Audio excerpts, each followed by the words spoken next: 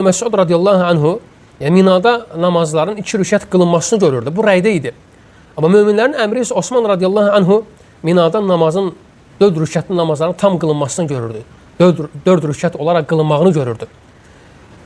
Lakin Abdullah ibn Məsud radiyallahu anhu Osman radiyallahu anhunun arxasında namaz qılanda minada cəmaatdan ayrı düşmürdü.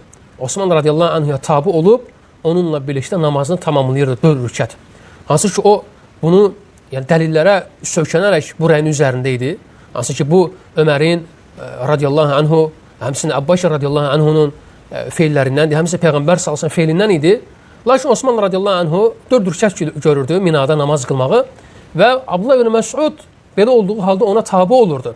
Deyəndə ki, niyə görə belə edirsən? Hansı ki sən başqa rəyin sahibisən? Deyir ki, ey oğlum, çünki ixtilaf nədir? Şərdir.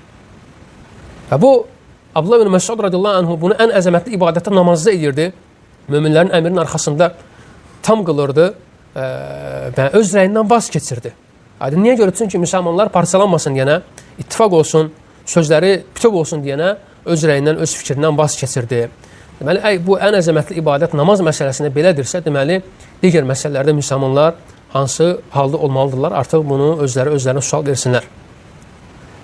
Və əksinə, yəni müsəlmanların arasında hər hansı bir rəylə, fikirlə gəlmək, yəni görürsən ki, müsəlmanlarda bir təşviş yaradır və deyirlər ki, filan kəs belə deyir, peşman kəs belə deyir. Hansı ki, müsəlmanlar yəni bundan qabaq bir mənhəc üzərində idilər, bir yol üzərində gedirdilər, amma sabah biri ortaya çıxır və özündən hər hansı bir rəy ortaya qoyur və yaxud da müəyyən bir yəni istihad edir, aydındır və istəyir ki, insanlar onun rəyinə tabi olsunlar. Şək yoxdur ki, bəzi insanlar onun rəyinə tabi olacaqlar, bəzi insanlar ona qoşulacaqlar. Lakin bu əksinə nədir? Yəni bütöv toplumu, əksər toplumun içərisinə təşviş salmaq deməkdir bu. Əksər toplumun içərisinə təfriqəçinin salınması deməkdir.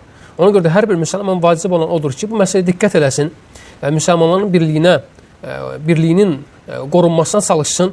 Və bəzən bizdir ki, bəzən insan üstün olan bir şeyi üstün olmayana görə tərk eləməlidir. Bəzən insan üstün olan bir şeyi üstün olmayana görə tərk eləyir. Necə ki, bu barədə biz Abdullah ibn Məsud radiyallahu anhunun yəni feilini dedik ki, o öz rəyindən vaz keçdi. Əsl olan odur ki, əfsal olan odur ki, nədir? O rəyini insanlar arasında çıxartmasın və əfsal olan odur ki, müsəlmanların cəmaatına tabi olsun və bu onun salamat qalması daha qarantili və həmçində haqqa daha yaxın olmasıdır.